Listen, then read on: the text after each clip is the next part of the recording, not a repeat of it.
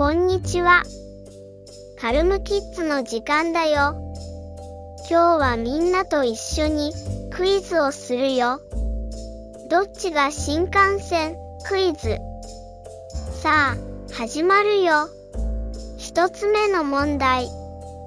どっちが新幹線かな？上かな？それとも下かな？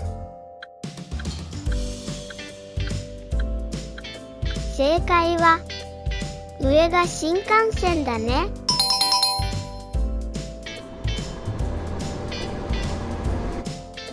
次の問題。どっちが新幹線かな？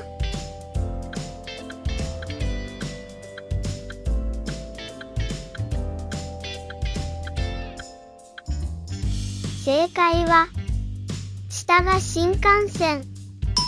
発車します。3つ目の問題。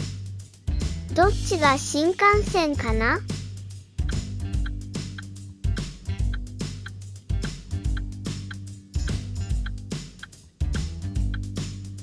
正解は下が新幹線。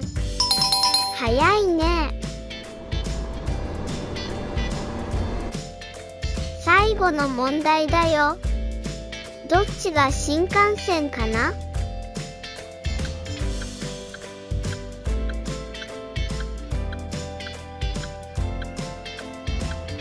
正解は上が新幹線。少し難しかったかな？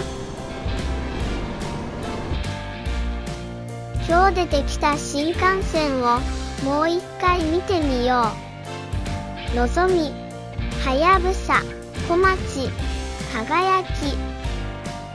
今日も一緒に遊んでくれてありがとう。また次のクイズで遊ぼうね。見てくれてありがとう。次も見たいお友達はチャンネル登録をお願いします。